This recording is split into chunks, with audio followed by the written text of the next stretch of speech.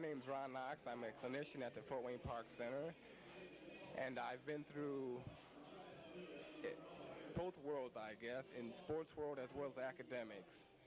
And in understanding teenagers and high school seniors going through a choice, I think it's best to explore a lot of your options and basically pursue a career type goals is virtually one of your best options. There's a lot of programs available for you, and it's basically needed for young blacks coming up in this day and age, because basketball and football does not get it as our pipe dreams lead us to expect. Sure, there's the superstars in certain areas, but then again, we have to face the reality of it, which is we're all not going to make it.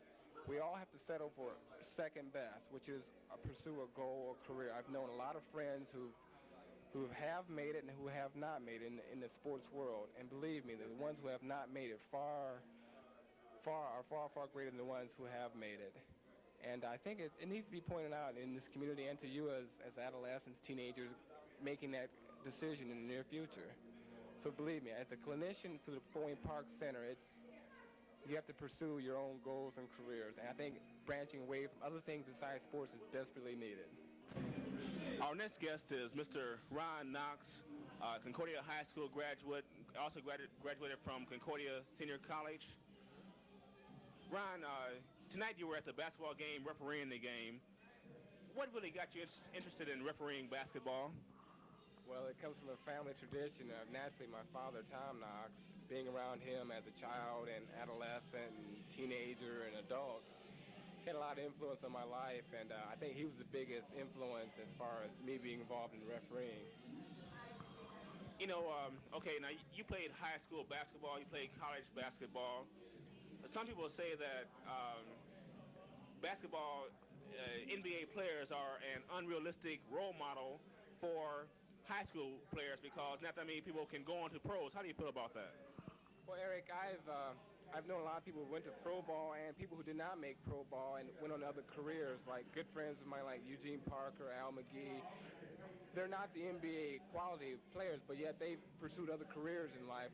Eugene's a lawyer, Al's a doctor of medicine, and that really makes me feel good because everything is not evolved around basketball. It evolves around life itself and what you really want to pursue in life. Okay, well, speaking of pursuing other careers, what career have you chosen for yourself? Sure. Eric, I'm a clinical psychologist at the Park Center, or formerly known as the Mental Health Center in Fort Wayne, Indiana here, and I enjoy working with people on an individual basis and dealing one-to-one consultation as well as family consultation and group consultation. Okay, now given that Harvester has gone out of business, different industries like Harvester have gone under, Malloy's has just gone under. What kind of cases are you getting now? Okay. Eric, these times indeed are tough for a lot of people, like the Harvester and the Malloy's, and the types of cases we're getting, people who are more or less feeling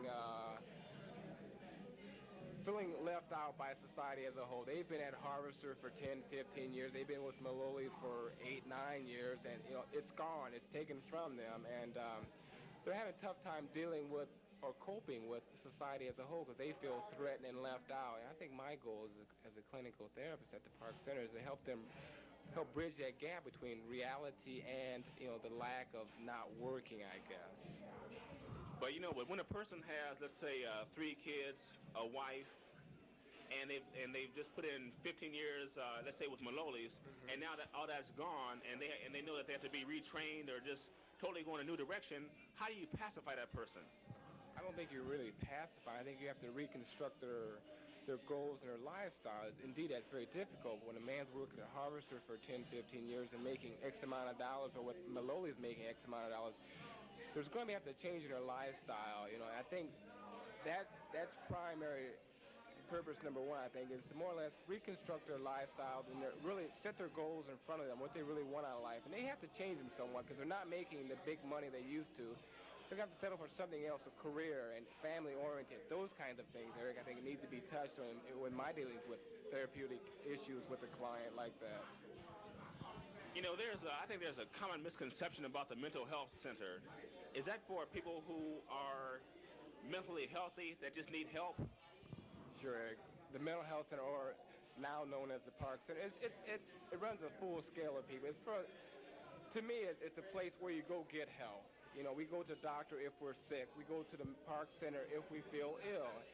You know, it's been stigmatized in the past. You know, if you go get some kind of psychiatric services, you know, you're crazy, you're stigmatized. But I think times are changing to eradicate some of that kind of issues, you know, because I think mental health centers should be known as a healthy place and a continual healthy place. We go to a physician to remain healthy or to get better. And the Park Center, Mental Health Center, is a place where we go to get better, I think. And I think that's a good, we're eradicating the issues of, you know, the stigmatism. It's a good place. I think people have the wrong idea of the Park Center. Okay, one last question. What do you say to a high school student who does, let's say, eats and sleeps basketball? Eric, I went to that same stage, and a lot of other friends of mine went to that same stage. It's a process that you have to develop more or less on your own. We can tell them, hey, everything doesn't evolve around basketball and sports.